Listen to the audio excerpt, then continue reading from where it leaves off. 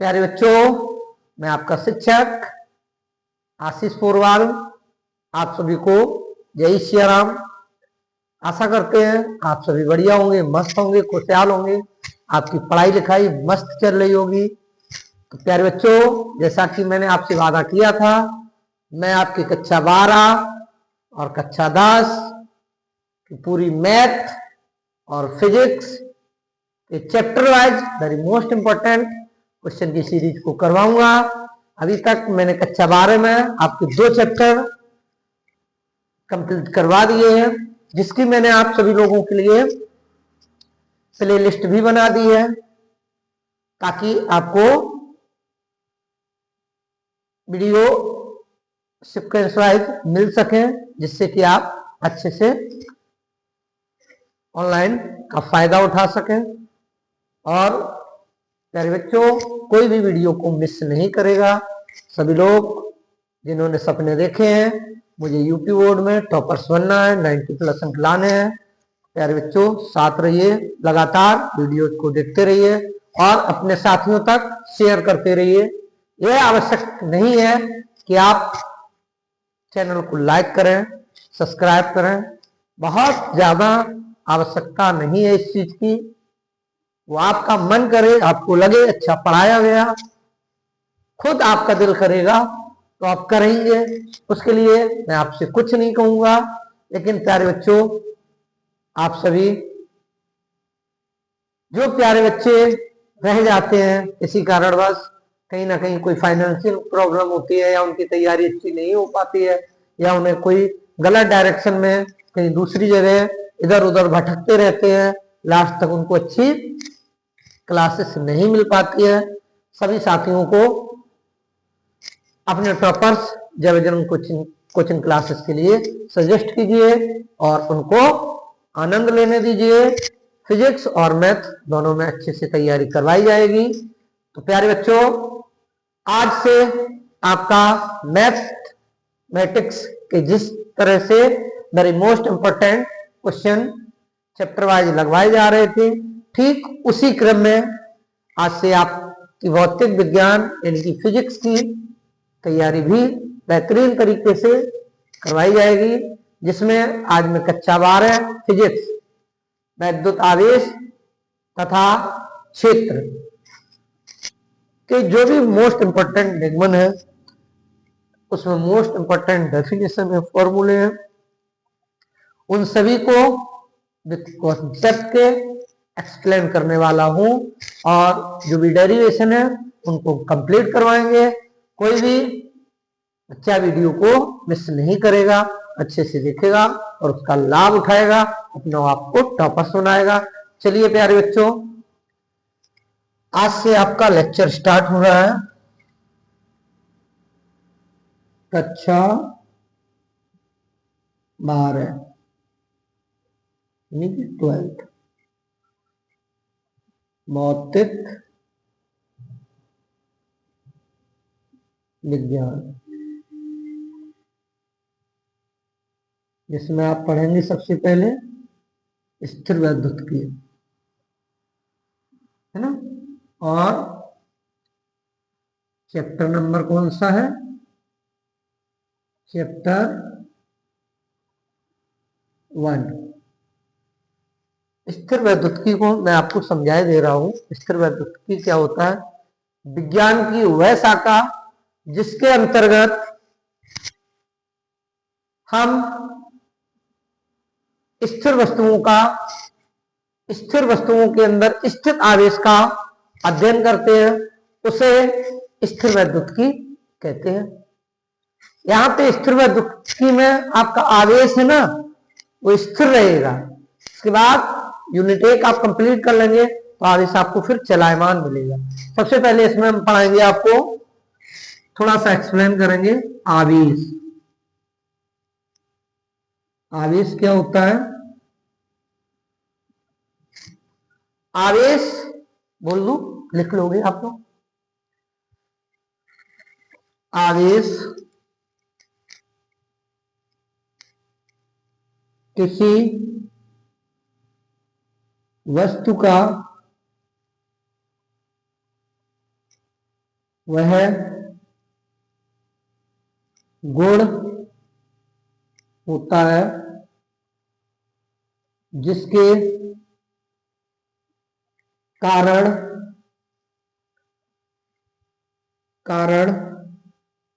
वह दूसरी वस्तुओं को आकर्षित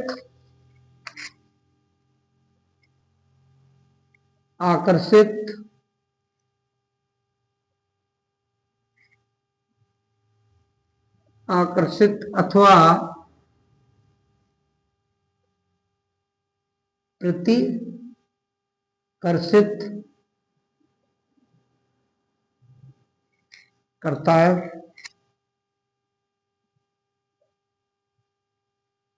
उसे आवेश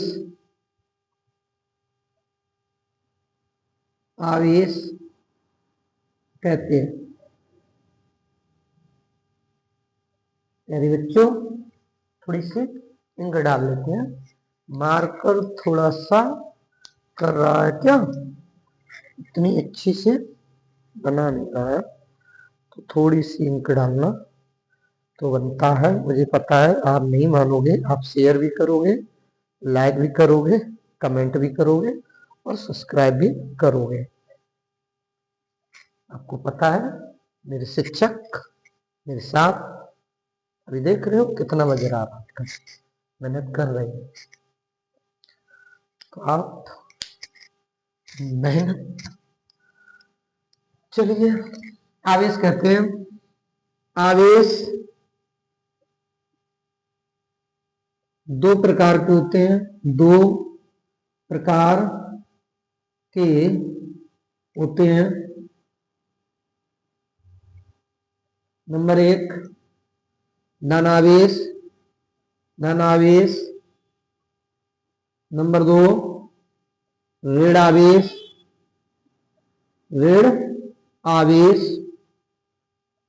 तो प्यारे बच्चों इन्हें एक्सप्लेन करके बताए दे रहा हूं, क्योंकि समय कम है, बोर्ड एग्जाम पास में है, तो इसलिए थोड़ा सा कॉन्सेप्ट देना जरूरी था। बाकी मेरी मोस्ट इंपॉर्टेंट क्वेश्चन सीधे करवाने जा रहा हूं आपको। तो आप समझिए धनावेश किसे कहते हैं। यदि किसी परमाणु में इलेक्ट्रॉनों की कमी होती है तो उसे हम धनावेश या फिर धनावेशित परमाणु कहते हैं। और यदि किसी परमाणु में इलेक्ट्रॉनों की अधिकता होती है तो उसे हम ऋणावेश अथवा ऋणावेशित परमाणु कहते हैं। अब आप समझ सकते हैं, जैसे एक मैं हूं और एक आप है, मैंने आपको 10 रुपए दे दिए तो मेरे ऊपर आएगा धनावेश, आपने लिए हैं आपके ऊपर आएगा ऋणावेश। तो क्वेश्चन इसमें एक बहुत कॉन्सेप्ट की बात यह है, कभी भी सवाल में ये कहा जाए इलेक्ट्रॉनों की कमी हुई, बताओ आवेश कैसा होगा, धनात्मक होगा या ऋणात्मक होगा। जब भी इलेक्ट्रॉनों की कमी होगी तो आवेश हमेशा धनात्मक होगा, और इलेक्ट्रॉनों की अधिकता होगी यानी कि हमने किसी से लिए तो ऋण आया, तो इलेक्ट्रॉनों की हमेशा आवेश जो होगा वो ऋण आवेश आएगा। सवाल के लिए बहुत ज्यादा इंपॉर्टेंट चीज है। अगर सवाल में लिखा है इलेक्ट्रॉनों की अधिकता है, नोट इलेक्ट्रॉनों की अधिकता है तो समझो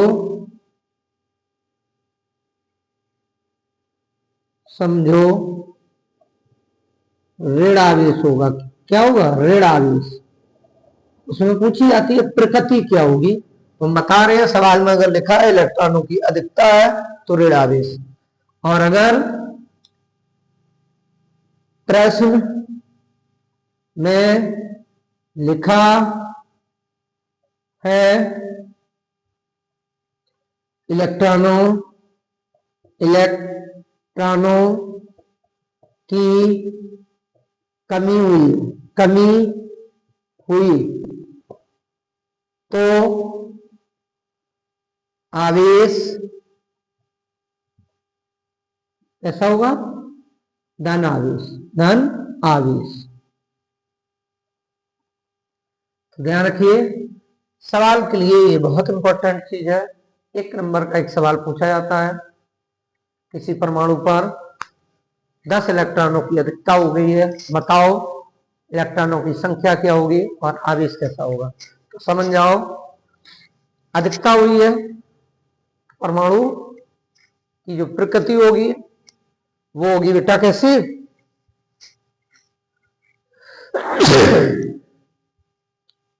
प्रकृति जो होगी,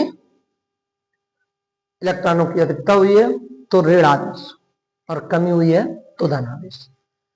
इसके बाद में मैं रेट करता हूं इसी को, आप समझ गए होंगे आवेश क्या है, आवेश कितने प्रकार के होते हैं। आवेश 2 प्रकार के होते हैं, धन आवेश और ऋण आवेश।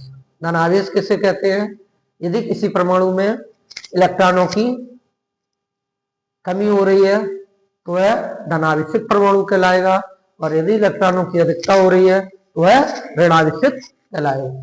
इसी के साथ पढ़ोगे आप, वेरी मोस्ट इंपॉर्टेंट है, मौसम थोड़ा सा परिवर्तन हो रहा है बच्चों, तो इसलिए इसी के बाद आप पढ़ोगे कूलाम का नियम। तुमने पढ़ा होगा, सबकी कॉपी में लिखा होगा, ये तो बुक से भी पढ़ सकते हो, मैं आपको बता दूं। किन्हीं 2 स्थिर बिंदु आवेशों के बीच लगने वाला, किन्हीं 2 स्थिर बिंदु आवेशों के बीच लगने वाला आकर्षण व प्रतिकर्षण बल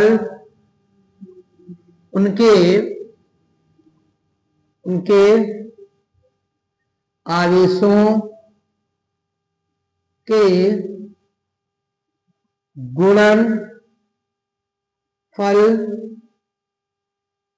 के अनुक्रमानुपाती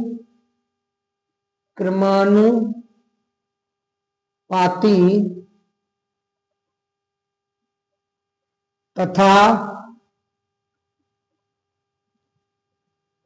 बीच की दूरी के वर्ग के व्युत्क्रमानुपाती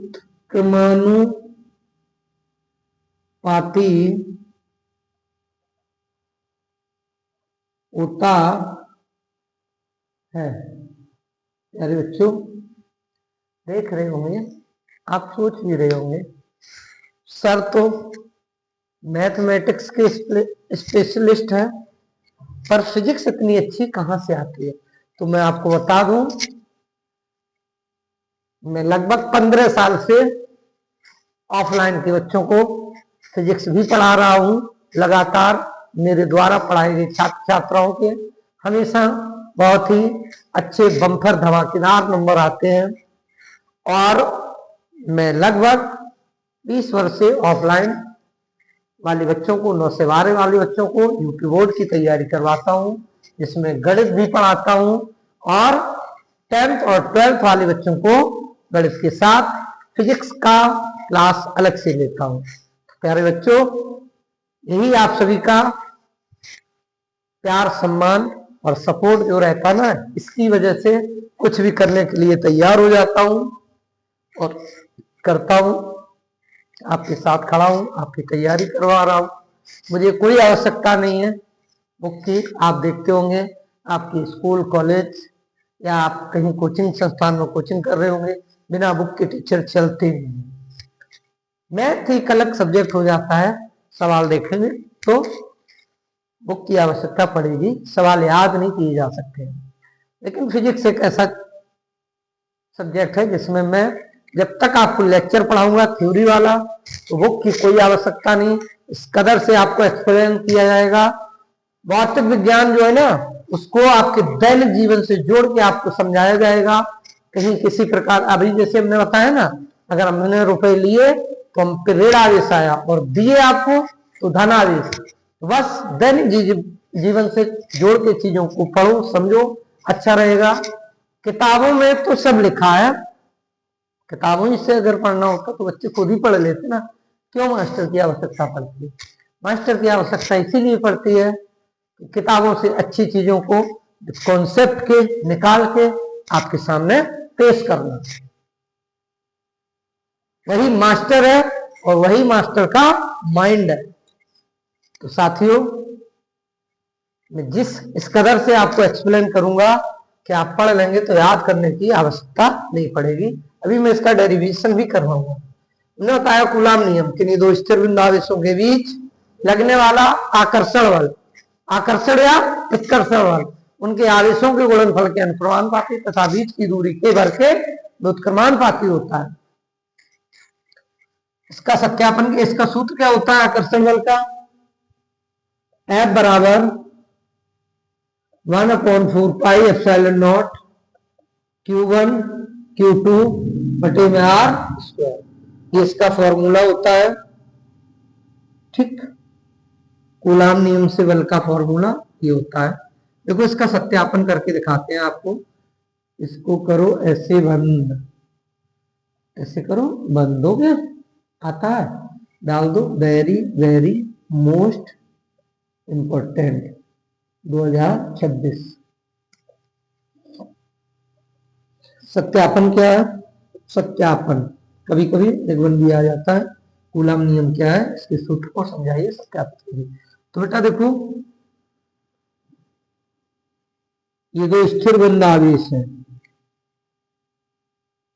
ये Q1 और ये Q2, ठीक है, और इनके बीच की दूरी क्या है?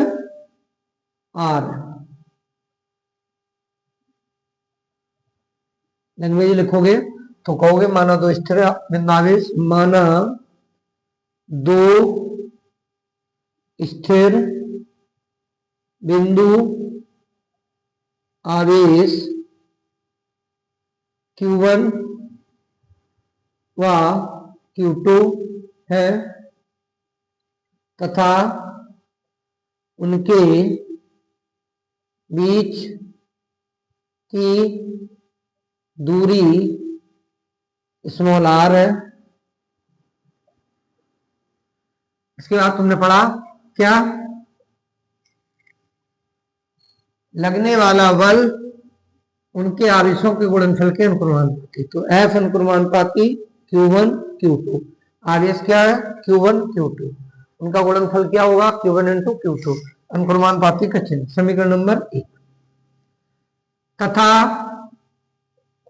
बीच की दूरी के वर्ग के व्युत्क्रमानुपाती, F व्युत्क्रमानुपाती 1/r²। समीकरण नंबर 2, समीकरण 1 व 2 से तो क्या हो जाएगा बेटा? F व्युत्क्रमानुपाती Q1 Q2 बटे में R²। प्यारे बच्चों देखो, ये अनुक्रमानुपाती और व्युत्क्रमानुपाती का चिन्ह हटेगा तो मुझे आवश्यकता पड़ती है एक नियतांक की। तो F बराबर K Q1 Q2 upon R²। ये भी हो गया, यहां तक भी आप छोड़ सकते हो उसको। कई बार आपके स्कूल में ऐसे नहीं करवाया गया, थोड़ा और भी आगे बढ़ाया गया, लेकिन इसमें कोई आपका नंबर काट नहीं सकता है। ये जो नियतांक होता है कि इसका मान होता है 1/4 पाई एप्सिलॉन नॉट। तो अगर रख दोगे तो F बराबर आपको मिल जाएगा 1/4 pi epsilon not Q1 Q2 upon में R²। तो ये हो गया आपके, अगर तुम चाहते हो कि इसको और आगे बढ़ाए सवाल लगाने के लिए। तुम्हें पता है 1/4π∈0 का मान होता है 9 गुणा 10 की घात 9। चूंकि लिखोगे, चूंकि 1/4π∈0 बराबर होता है 9 गुणा 10 की घात 9, तो f बराबर मिल जाएगा 1/4π∈0 का मान 9 गुणा 10 की घात 9 Q1 Q2 बटे में R²। तो प्यारे बच्चों, आपका निगुण कंप्लीट हो गया। देखो ये करना था यहाँ तक। अब मैं आपको बता दूं, कई बच्चों के दिमाग में ये भ्रम होगा, सर बोर्ड एग्जाम में पूछा जाएगा तो मैं कैसे करूंगा, यहाँ छोड़ दूं, यहाँ छोड़ दूं, यहाँ। देखो प्यारे बच्चों, अगर बोर्ड एग्जाम में आपसे निगमन पूछा जाता है तो आप क्या करेंगे, आप यहां तक छोड़ दो तब भी आप पूरे नंबर 5 ले जाओगे, और यहां तक कर दोगे तब भी। लेकिन ध्यान रखो, अगर इस पे आधारित कोई सवाल आता है, मैं उसको करता हूं, तो मुझे 1/4π∈0 का मान रखना पड़ेगा। तो मैं सीधे इसी फॉर्मूले को लगा देता हूं, और नहीं लगाता हूं तो यहां से लगाता हूं फॉर्मूले को, बाद में इसका मान रख देता हूं। वो एक ही बात है, चाहे छुरी तरबूज पे जाए और चाहे तरबूज छुरी पे, पर कटेगा क्या, तरबूज। ठीक है, स्क्रीनशॉट ले लो, नोट कर लो। और प्यारे बच्चों, आपको अच्छा लग रहा हो तो कमेंट में बताना। तो मैं रेगुलर प्रयास करूंगा आपकी फिजिक्स क्लास देने का। और अभी मैं थोड़ा और भी आगे बता रहा हूं, ये बहुत अच्छा क्वेश्चन है, वेरी मोस्ट इंपॉर्टेंट। इसमें 3 क्वेश्चन है। अच्छी स्थिति में उत्पन्न विद्युत क्षेत्र की तीव्रता E बराबर 1/4π∈0 2p/r³ निरक्षीय स्थिति में उत्पन्न विद्युत क्षेत्र की तीव्रता E बराबर 1/4π∈0 p/r³। स्थिर बिंदावेश के कारण उत्पन्न विद्युत क्षेत्र की तीव्रता E बराबर 1/4π∈0 q/r²। तो तीनों निगमन है बेहतरीन, मैं उनको सबको करवाऊंगा। बस आप सभी लगातार वीडियो को देखते रहिए। और अगर आप चाहेंगे तो मैं, जैसे मैंने कहा, एक दिन में मैथ कंप्लीट करवाऊंगा। पेपर पास आने दो, पूरी एक दिन में मैथ आपकी कंप्लीट करवाई जाएगी। वेरी मोस्ट इंपोर्टेंट क्वेश्चन की सीरीज। और मैं दावे के साथ आपसे कहूंगा, जो भी बोर्ड एग्जाम में क्वेश्चन लगातार आते रहते हैं वो सभी क्वेश्चन करवाए जाएंगे। और इस बार जो बोर्ड एग्जाम में क्वेश्चन आएंगे वो आपको देखने को मिलेंगे कि आपने उन क्वेश्चन को बोर्ड एग्जाम में आने से पहले ही प्रिपेयर कर लिए थे। और जब आप प्रिपेयर होंगे, देखेंगे, आपके मन में खुशी की लहर होगी, और मुझे भी अच्छा लगेगा कि प्यारे मेरे बच्चों ने वक्त से रहते हुए वक्त के पहले तैयारी कर ली, जो कि वक्त पर काम आई।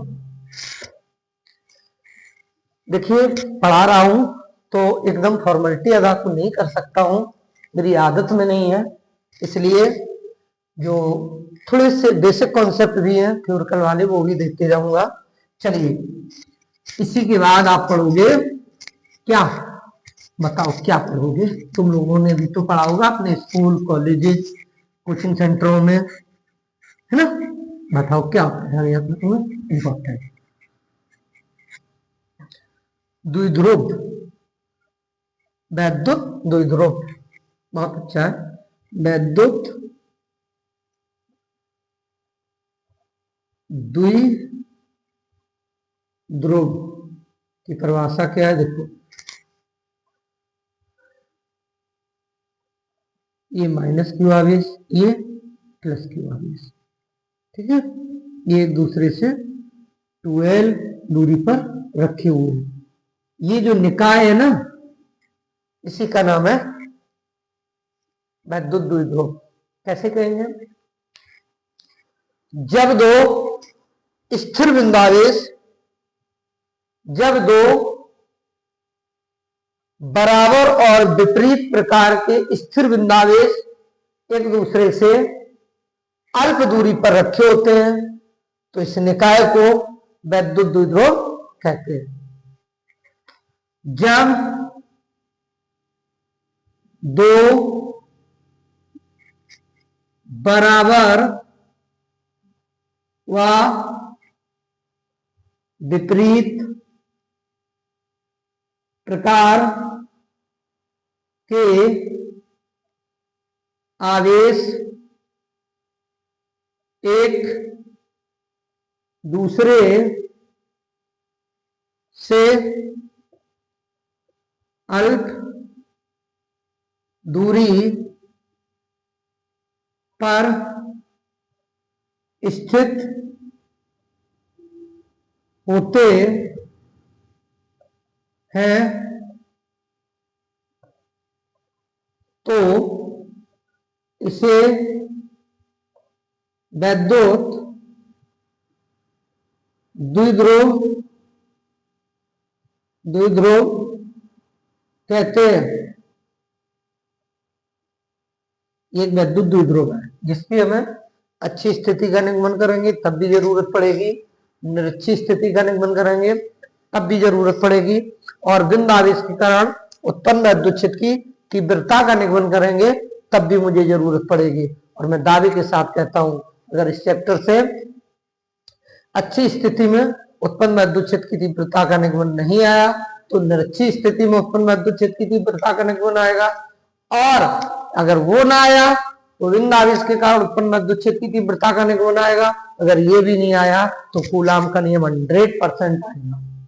मैं कह रहा हूं प्यारे साथियों, चार चीजें वेरी मोस्ट इंपॉर्टेंट है डेरिवेशन वाली, क्योंकि मैं आपको जो क्लास स्टार्ट की है, शुरू की है, मेरा मेन फोकस, मेन लक्ष्य, क्योंकि अब पूरी थ्योरी आपको इतने जल्दी इतने दिनों में नहीं कंप्लीट करवाई जा सकती है, तो ये जो मैंने मोस्ट इंपोर्टेंट क्वेश्चन की सीरीज स्टार्ट की है उसमें जितने भी आपके पूरी फिजिक्स में वेरी मोस्ट इंपोर्टेंट डेरिवेशन होंगे वो कंप्लीट करवाए जाएंगे, और जो भी सवाल होंगे उनकी भी आपको प्रिपरेशन करवाई जाएगी। ठीक है, चलिए इसके बाद तुमने पढ़ा होगा यहीं पे वैद्युत द्विध्रुव आघूर्ण, इसकी परिभाषा जानते हो क्या होता है? इसका फॉर्मूला होता है P बराबर Q इंटू 2L। तो कहेंगे क्या कहेंगे, किसी एक आवेश तथा दोनों आवेशों के बीच की दूरी के गुणनफल को वैद्युत द्विध्रुव आघूर्ण कहते हैं। इसे P से प्रदर्शित करते हैं। लिख दो, किसी एक आवेश तथा दोनों आवेशों के बीच की दूरी के गुणनफल को वैद्युत द्विध्रुव आघूर्ण कहते हैं। इसे P से प्रदर्शित करते हैं। फॉर्मूला होता है वैद्युत द्विध्रुव आघूर्ण P बराबर Q इंटू 2L। इसे इसका मात्रक निकालोगे, Q का मात्रक कूलाम, L का मात्रक मीटर, तो कूलाम इंटू मीटर। इसी के बाद आपने पढ़ा होगा वैद्युत क्षेत्र जानते हो, सबका अपना क्षेत्र होता है, कुत्तों का भी एक अपना क्षेत्र होता है। जब एक कुत्ता अपने क्षेत्र से दूसरे क्षेत्र में चला जाता है तो जिस क्षेत्र में जाता है उस क्षेत्र के कुत्ते उसको देख के क्या करते हैं, भौंकते हैं, अपना दबदबा रखते हैं। वहां क्यों रखते हैं? क्योंकि वो दूसरे क्षेत्र का है और ये जो कुत्ते यहाँ पे थे पहले से वो उन्हें वहीं थे, तो वो जब उनके क्षेत्र में गया तो उनका दबदबा था। इसी तरह से आपका क्षेत्र क्या होता है, जहां तक आपकी चलती है, आपकी जो ऊंची है वो आपका क्षेत्र है। इसी प्रकार से वैद्युत क्षेत्र क्या है फिजिक्स की भाषा में साफ करके बताते हैं। जैसे कहेंगे ये आवेश है और इसके चारों ओर का वह क्षेत्र जहां तक या दूसरी वस्तुओं को क्या कर सके, अपनी ओर खींच सके या दूर कर सके, तो कहेंगे किसी आवेश के चारों ओर का वह क्षेत्र जहां तक वह दूसरी वस्तुओं को अपनी ओर क्या कर सके, आकर्षित अथवा प्रतिकर्षित कर सके, उस क्षेत्र को हम कहते हैं वैद्युत क्षेत्र। वैद्युत क्षेत्र की तीव्रता, वैद्युत क्षेत्र की तीव्रता वह भौतिक राशि है जो किसी स्थान पर वैद्युत क्षेत्र के परिमाण को बताती है कि यहाँ का विद्युत क्षेत्र कितना है। भाई यहाँ का विद्युत क्षेत्र अलग है, यहाँ का विद्युत क्षेत्र अलग है, यहाँ का विद्युत क्षेत्र अलग है, तो हर जगह का विद्युत क्षेत्र अलग अलग होता है। किस स्थान पर कितना विद्युत क्षेत्र होता है ये बताएगी उसकी विद्युत क्षेत्र की तीव्रता। तो विद्युत क्षेत्र की तीव्रता को ई से प्रदर्शित करते हैं, फॉर्मूला होता है, ये लिख दे रहे हैं, विद्युत क्षेत्र की तीव्रता E बराबर F अपॉन Q, मात्रक हो जाएगा न्यूटन प्रति कूलम। प्यारे बच्चों, प्यारे साथियों, आप बताओगे आपकी थ्योरी भी क्या अनकम्प्लीटेड है, आपके स्कूल कॉलेज या आप कहीं कोचिंग संस्थान में या आप कहीं ऑनलाइन माध्यम से पढ़ते रहे हैं, आपको कंप्लीट नहीं करवाया गया है, तो बताओ मैं उस हिसाब से पढ़वाता हूं। आप कमेंट के माध्यम से बताएंगे, नहीं तो मेरा लक्ष्य है मैं आपको डेरिवेशन तैयार करवाऊं और कुछ वेरी मोस्ट इंपॉर्टेंट क्वेश्चन करवाऊं, जिससे आपको बहुत कम दिनों में अच्छी सफलता हासिल हो सके। मुझे पता है एक बार आप अपने चैनल पे आ जाओगे तो इधर उधर कहीं भटकोगे नहीं, मुझे पता है, और तुम्हें भी ऐसा विश्वास दिलाना चाहता हूं। एक बार आइए, वीडियो को क्लिक करके देखिए, अच्छा लगे तो आप चैनल पे रहिए, ना लगे डिसलाइक और अनसब्सक्राइब करके साइड से निकल जाइए। बहुत सारे यूट्यूब पर प्लेटफॉर्म है जहां आपको पढ़ाया जाएगा, जहां आपको अच्छा लगे आप वहां पढ़ सकते हैं। आप स्वतंत्र हैं, अगर आप चाहते हैं कि मैं आपकी हेल्प कर सकूं, आपको एक अच्छा कंटेंट दे सकूं, तो देने के लिए तैयार है। बस साथियों, आप भी अपने 100% अपने आप को दीजिए, 100% सफलता हासिल होगी। आज के लिए वाणी को यही विराम करेंगे, कल आपके 3 निगमन करवाएंगे। कौन कौन से? अच्छी स्थिति वाला, निरक्षी स्थिति वाला और विंदावेश के कारण उत्पन्न विद्युत क्षेत्र की तीव्रता वाला। इसी के साथ चैप्टर को समाप्त कर देंगे। और यदि आपको चाहिए कि सर विथ थ्योरी के पूरा कंप्लीट करवाएं, तो प्यारे बच्चों थ्योरी में लगता है टाइम, देखो लिखना पड़ता है, मैं बोल के आपको समझाता रहूंगा, आप समझते रहना। अगर आप मेरी ऑफलाइन वाली कोचिंग में पढ़े हैं, मेरी छात्र हैं, तो आप सभी के पास तो ऑलरेडी नोट्स है मेरा, और जिन बच्चों के पास मेरा नोट्स नहीं है कोई बात नहीं प्यारे बच्चों, एग्जाम पास है, आप बुक से डेफिनेशन तैयार करेंगे, मैं आपको समझाऊंगा किस तरीके से आपको तैयारी करनी है, आपको याद हो जाएगी। रही बात डेरिवेशन की, मैं कंप्लीट करवाऊंगा, सवाल मैं कंप्लीट करवाऊंगा। तो प्यारे बच्चों, आज के लिए वाणी को यही विराम करूंगा। जय श्री राम। आप सभी अच्छे से मन से लगन से पढ़ाई करते रहिए, मैं आपके साथ हूं। जय श्री राम।